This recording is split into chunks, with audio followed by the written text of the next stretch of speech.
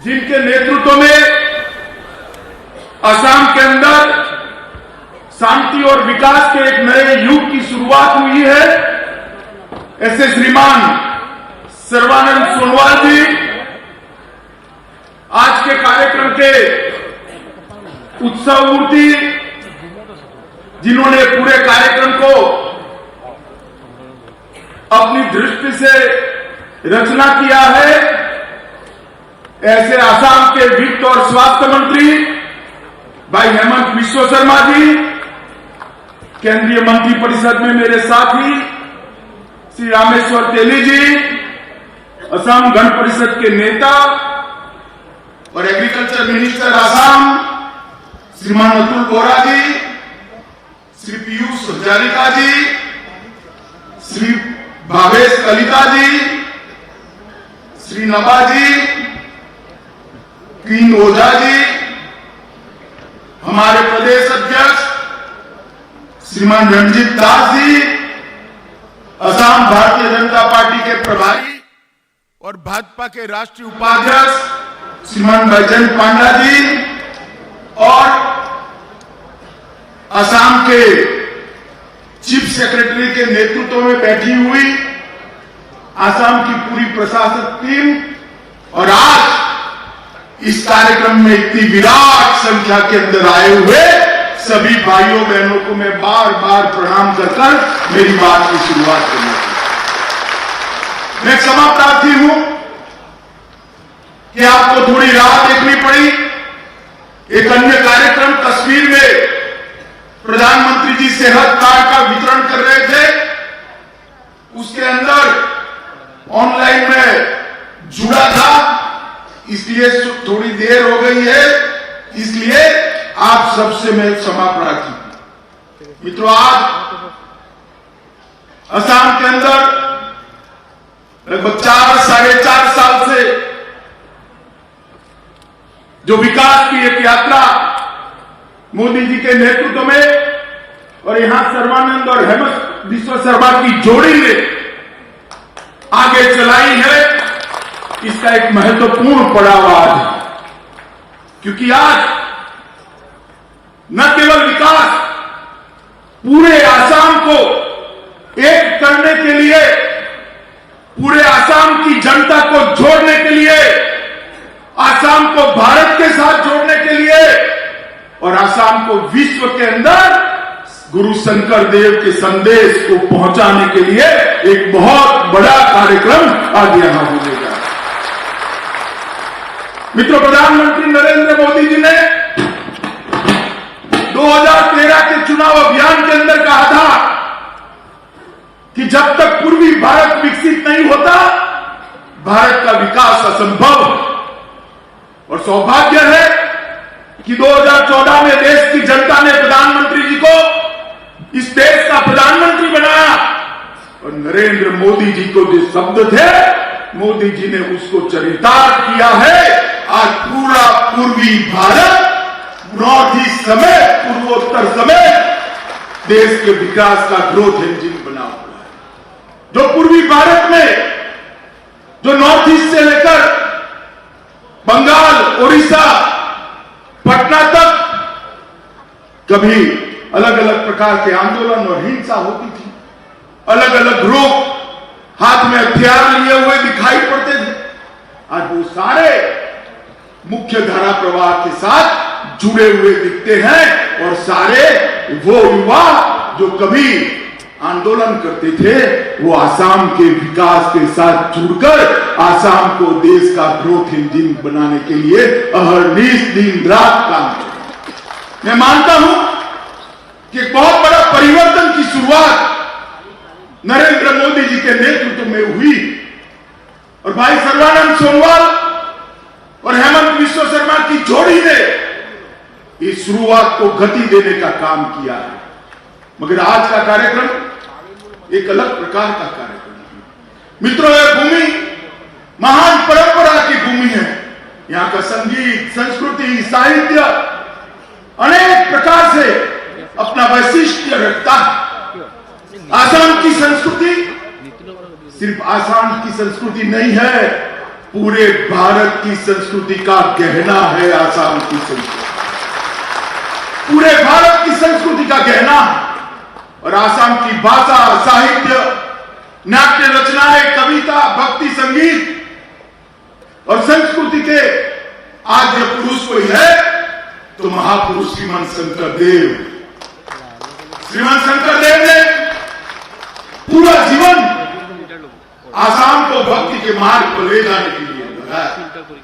आसाम के साहित्य की रचना कर आसाम के साहित्य और संगीत को एक नई ऊंचाई तक पहुंचाया, पूरे देश में इसको परिचय कराया और पूरे देश के अंदर आसाम के साहित्य और संस्कृति की स्वीकृति दिलाए। श्रीमद शंकर देव हो, महापुरुष माधव देव हो, इन आसाम के अंदर एक प्रकार से आसाम की जनता को एक करने का काम किया। और उन्होंने उस वक्त कहा था, धन्य धन्य ते काल, धन्य नाल तनुभाल, धन्य धन्य भारतवर्ष। इसका मतलब है मैं भाग्यशाली हूं कि मैं कली काल में पैदा होने के बावजूद भारतवर्ष में पैदा हुआ हूं, इसलिए मैं भाग्यशाली। और एक संदेश, आसाम के महापुरुष शंकर देव का संदेश, गुरु शंकर देव का संदेश पूरे भारतवर्ष के अंदर फैला और भारतवर्ष के अंदर एक प्रकार के भक्ति आंदोलन की शुरुआत की। मित्रों, आज मुझे बहुत हर्ष, बड़दोवा धाम जो शंकरदेव का जन्मस्थान है, श्रीमद शंकरदेव के जन्मस्थान भद्रवा को इतने सालों तक शंकरदेव की स्मृति में एक महान पहचान देने की जरूरियात, जो 15वीं सदी में उन्होंने काम किया, जो योगदान दिया आसाम के साहित्य को, आसाम की संस्कृति को, आसाम के धार्मिक विचार को, आसाम के इतिहास को, और नाट्य लेखन, कविताएं, भक्ति संगीत, ये सब आयामों में जिन्हें आसाम को एक परिचय दिया, उसके जन्म स्थान की इतने सालों तक शासन करने वाले एक कांग्रेसी मित्रों ने कभी चिंता नहीं की, परंतु भारतीय जनता पार्टी हर राज्य के अंदर जो राज्य की पहचान है, संस्कृति है, भाषा है, कला है, इसको बल देने में मानती है। क्योंकि हम मानते हैं जब तक राज्यों की संस्कृति और भाषाएं मजबूत नहीं होती, भारत कभी भी महान नहीं हो सकता। आसामी साहित्य के बगैर, आसामी कला के बगैर भारत का साहित्य और कला अधूरा। और आज मुझे बहुत बड़ा आनंद है कि श्रीमद शंकरदेव का जो जन्मस्थान था वो घुसपैठियों ने कब्जाया हुआ था, उसको खाली कर आज शंकर देव की महान स्मृति को चिरकाल तक स्थायी करने का काम हेमंत विश्वकर्मा और हमारे मुख्यमंत्री जी करने जा रहे हैं। वहां श्रीमद शंकर देव के पश्चिम हरकना है, उनके ऐतिहासिक स्मारक बनाना है, कीर्तन घर बनेगा, सिलिका वृक्ष, आकाशी गंगा, शांतिजन और डॉल मंदिर के ऐतिहासिक स्मारकों को पुनर्निर्मित किया जाएगा, उसको गौरव प्रदान करा जाएगा। और इस महत्वपूर्ण काम के लिए 155 करोड़ जितनी बड़ी राशि आसाम सरकार ने इंगित की है। मैं बार बार हमारे दोनों नेता को इस काम के लिए अभिनंदन देने चाहता हूं। मित्रों, आसाम के अंदर एक दौर आ गया, आंदोलन में पड़ गया, अलग अलग बातों को लेकर आंदोलन, सैकड़ों युवा मारे गए, शहीद हो, आसाम की शांति को भंग कर दिया गया। और शांति को भंग करने के साथ ही आसाम के विकास को शुद्ध विशुद्ध कर दिया गया। क्या रास्ता है? विकास ही एकमात्र रास्ता है। विकास तो होगा, मोदी जी के नेतृत्व में हो भी रहा है, मैं आगे बात करूंगा, मगर विचार का परिवर्तन भी जरूरी है। और वो विचार परिवर्तन सिर्फ विकास से नहीं हो सकता। आसाम के अंदर 1 लाख से ज्यादा नामवर वैष्णव संप्रदाय को, हमारी संस्कृति को, शंकरदेव के संदेश को आगे बढ़ाने का काम कर रहे हैं। उसमें से 50 साल के पुराने 8000 नामवरों को आज 2.5 लाख रुपया देने का कार्यक्रम हुआ है।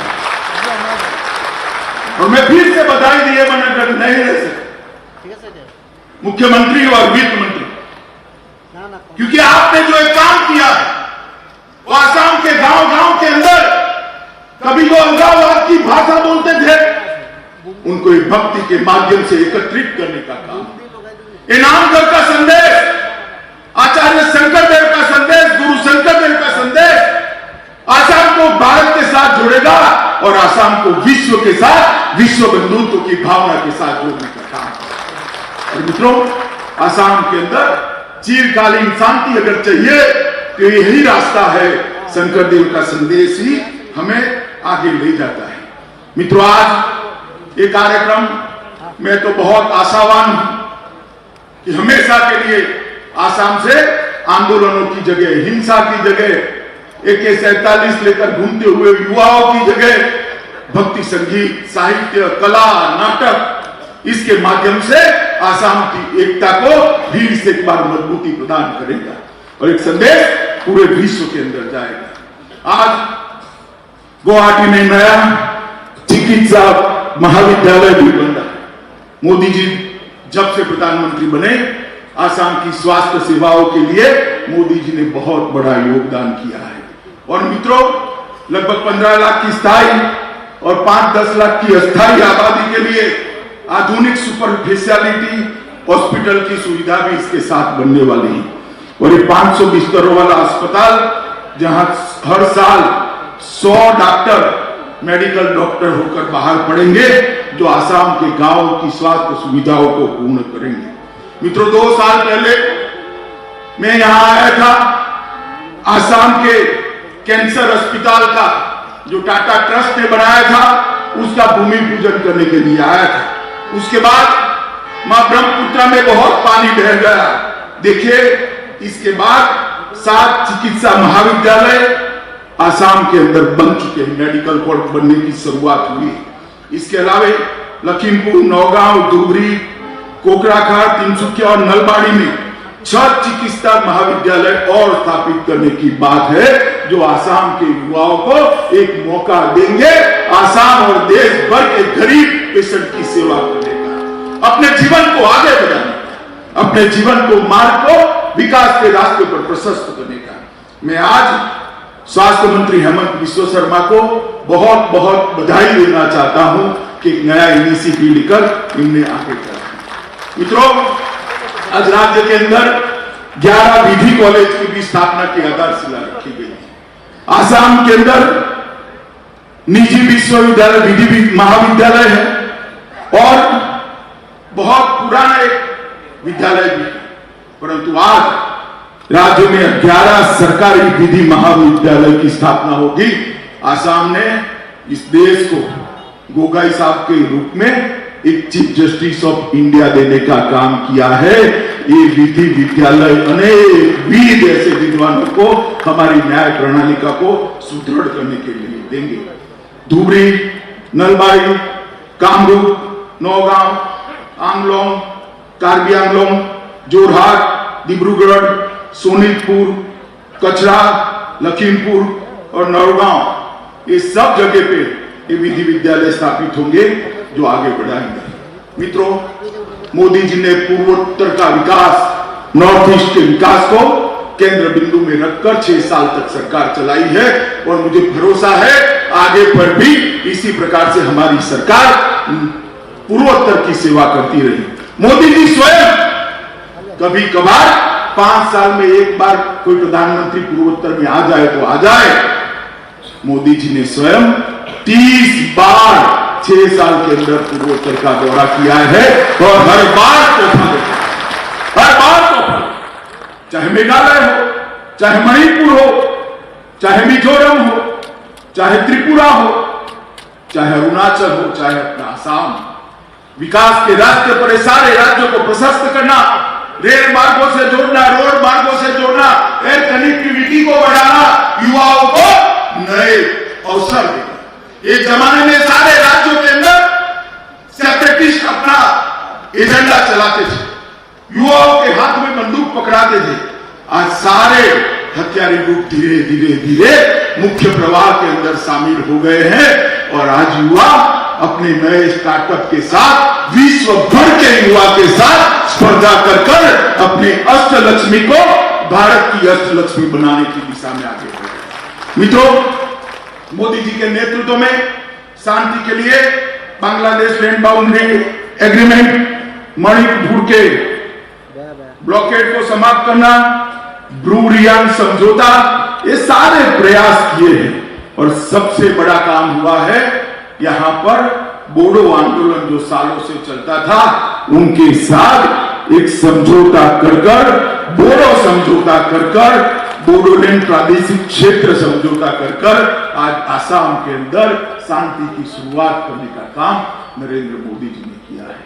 इतने सालों से हथियार लेकर जो बोडो युवा घूम रहे थे आज मुख्य प्रवाह के अंदर शामिल हो गए हैं। और अभी अभी वहां पर चुनाव हुआ, चुनाव हुआ और मुझे कहने के लिए बड़ा गर्व हो रहा है 80% वोटिंग पहली बार हुआ है और रक्त की एक बूंद भी जमीन पर नहीं। ये बताता है कि दिल में अगर सच्ची श्रद्धा है, भारतीय जनता पार्टी का वोट बिगाड़कर वो कांग्रेस को जिताना था। मुझे जवाब दो भाइयों बहनों, ये जो लोग चेहरा बदल कर आना चाहते हैं वो आसाम का भला कर सकते हैं क्या? जरा जोर से बोले, उनको भी सुनाई देना पड़े। कर सकते हैं क्या? आसाम को विकास दे सकते हैं क्या? आसाम के युवाओं को नौकरी दे सकते हैं क्या? आसाम को घुसपैठ से बचा सकते हैं क्या? वो लोग कुछ नहीं कर सकते। मोदी जी के नेतृत्व में पूर्ण बहुमत की भारतीय जनता पार्टी की सरकार ही आसाम का सर्वांगीण विकास। ये तो बहुत सारे क्षेत्रों में इस 4.5 साल में हमने बहुत कुछ किया है, परंतु मैं आपको कहना चाहता हूं आने वाले 5 साल में आसाम की जनता फिर से एक बार आशीर्वाद ले ले, काफी कुछ करना बाकी है। आसाम की बाढ़ का नियंत्रण, इसका वाटर इंफ्रास्ट्रक्चर जब तक मजबूत नहीं करते आसाम विकास के रास्ते पर आगे नहीं बढ़ सकते। और ये केंद्र सरकार और भारत सरकार, केंद्र सरकार और आसाम सरकार दोनों साथ में रहकर ही कर सकते हैं। भाजपा की डबल इंजन जोड़ी आसाम के बाढ़ का स्थायी समाधान ढूंढ सकती। मुझे बताइए, ये आंदोलन करने वाले लोग, आसाम के युवा पर गोली चलाने वाली कांग्रेस पार्टी कभी भी आसाम के अंदर इन्वेस्टमेंट और उद्योग को ला सकती है क्या? बताइए, ला सकती है? जरा जोर से बोले, ला सकती है? उद्योग को लाना, इंडस्ट्री को लाना वो मोदी जी के नेतृत्व में हो सकता है। आसाम को पूरे भारत का टूरिज्म का हब बनाना है, वो एक कांग्रेस पार्टी कर सकती है क्या? कर सकती है क्या? ये आंदोलनकारी पार्टियां कर सकती है क्या? मित्रों, वो भारतीय जनता पार्टी ही कर सकती है। और आसाम के युवाओं को, लाखों करोड़ों युवाओं को रोजगार देने का स्वप्न ये पार्टियां कर सकती है क्या? कांग्रेस पार्टी कर सकती है क्या? वो भी नहीं कर सकती, वो भारतीय जनता पार्टी ही कर सकती। मित्रों, हम चाहते हैं कि आज जो नई शुरुआत 8,000 नामगर को 2.5 लाख रुपया देकर उनके वित्तीय संकट को टालने का, समाप्त करने का जो प्रयास आसाम सरकार ने कहा है, किया है, उससे एक नई शुरुआत। गुरु शंकर देव का संदेश न केवल आसाम समग्र भारत में पहुंचे और समग्र भारत तक आसाम का साहित्य, आसाम की भाषा, आसाम की कला समग्र भारत तक पहुंचे।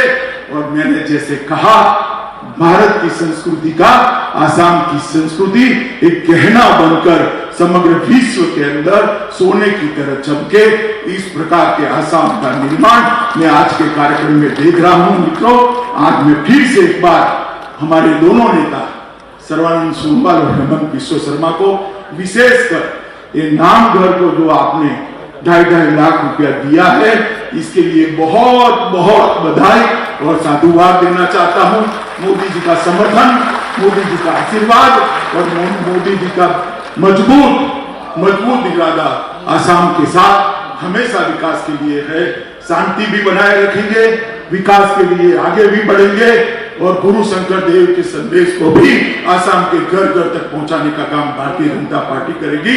आप सभी लोग भारतीय जनता पार्टी को आशीर्वाद दे, इतनी विनंती कर मेरी वाणी को विराम करता हूं।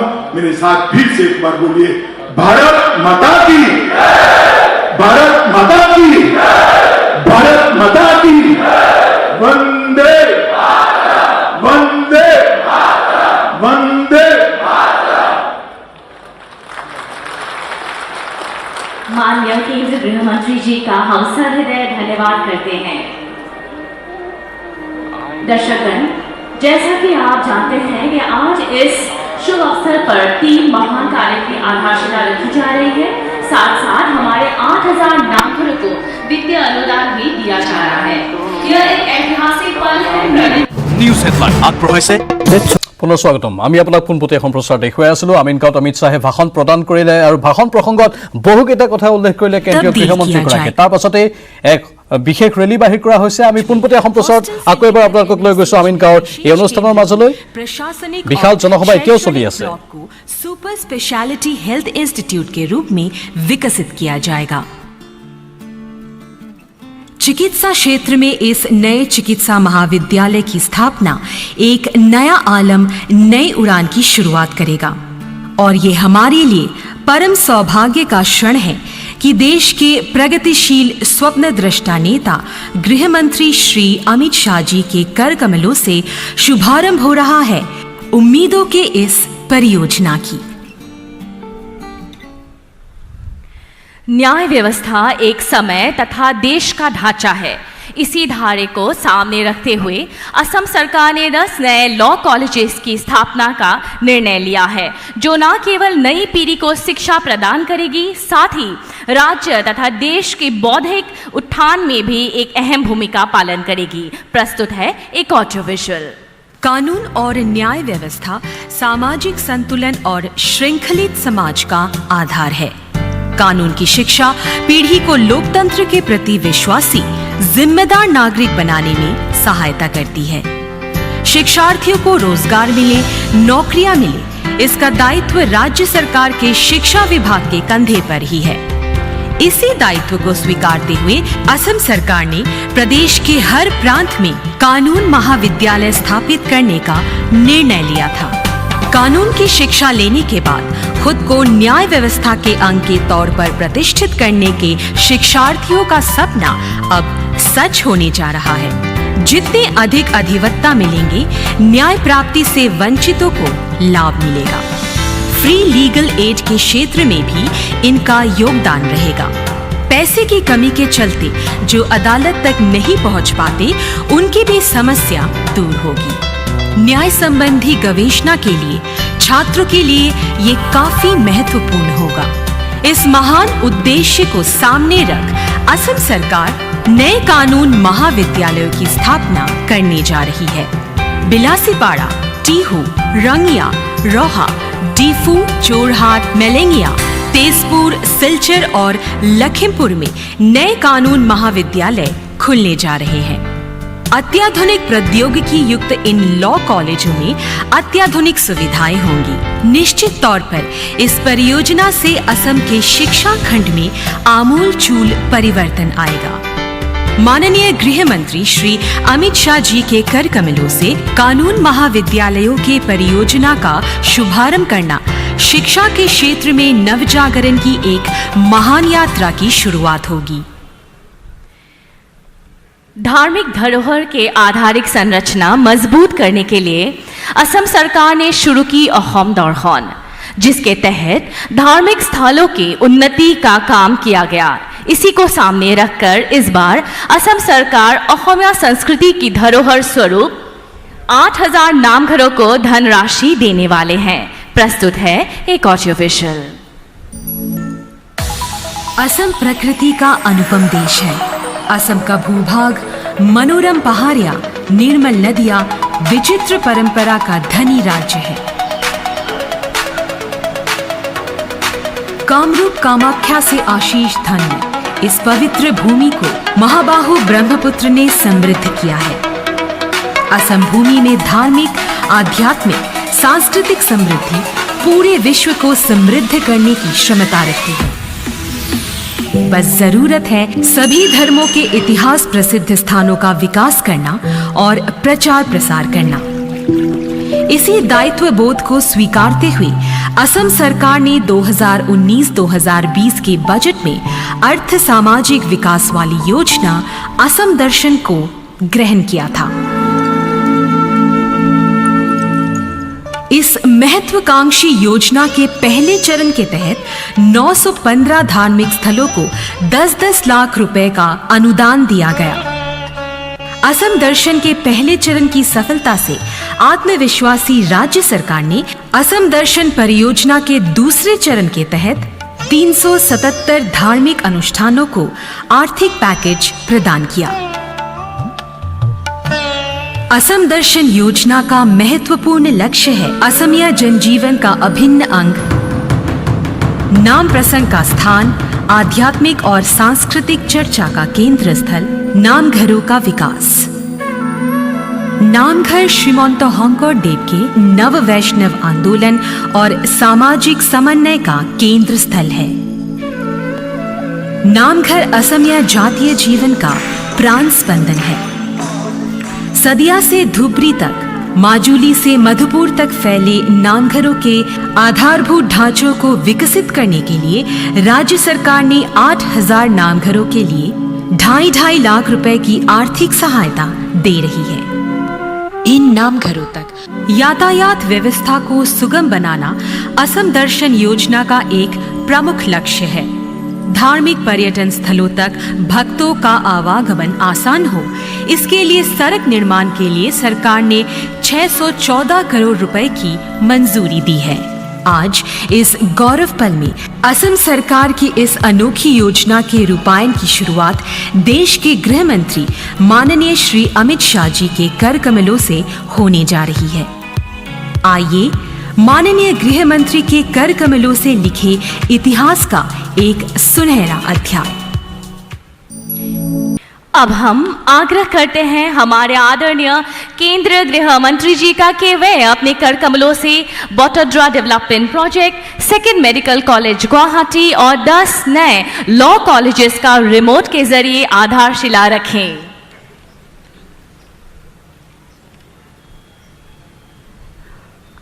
जोरदार हात চাপৰিৰে আমি সকলোৱে আজিৰ এই ঐতিহাসিক ক্ষণৰ সাক্ষী হ'বলৈ পাইছো।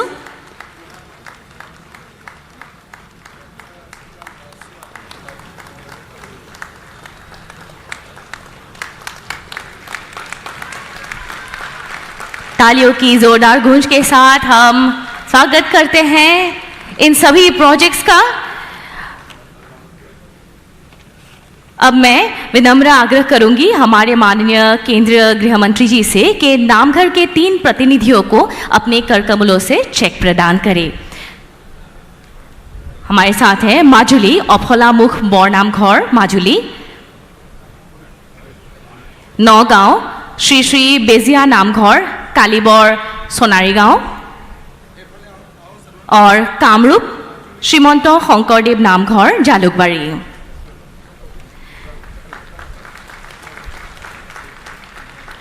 चेक प्रदान किए जा रहे हैं 3 प्रतिनिधियों को।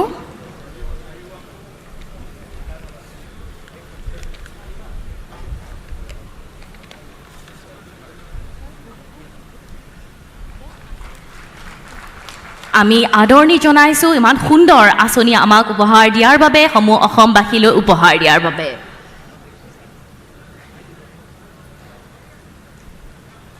सभा में उपस्थित सभी और सभी अहोमवासी आज इस ऐतिहासिक पल के साक्षी हुए हैं। এতিয়া আমি শলাগৰ শৰাই আগবঢ়াবলৈ TND विभागৰ प्रधान सचिव डॉक्टर जॉन बी एक्का डांगरियाक अनुरोध जनालो।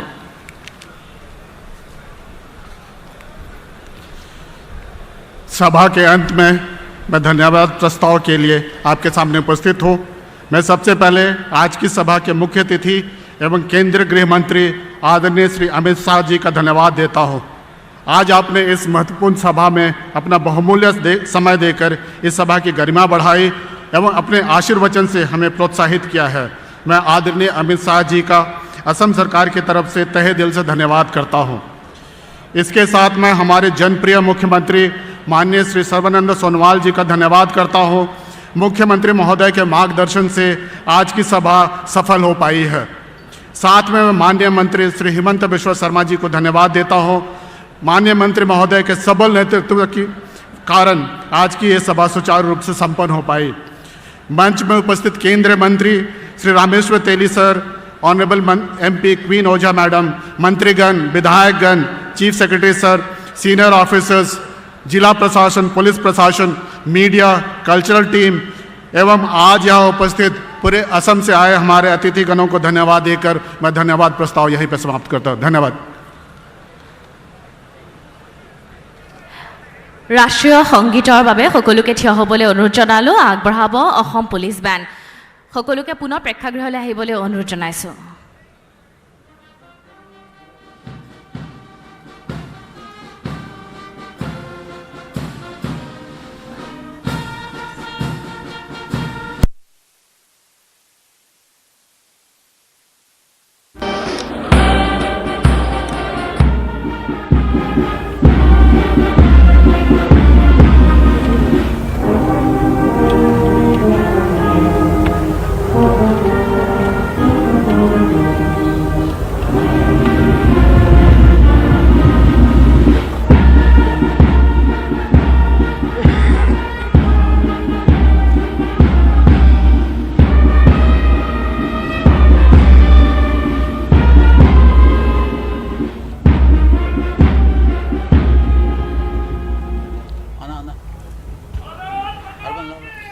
এয়া আছিল আমিন গাঁৱত অমিত শ্বাহৰ কাৰ্যসূচী পোনপটীয়া সম্প্ৰচাৰ আৰু ইয়াৰ লগে লগে এতিয়া বাতৰি পৰা বিদায় লৈছোঁ। নমস্কাৰ।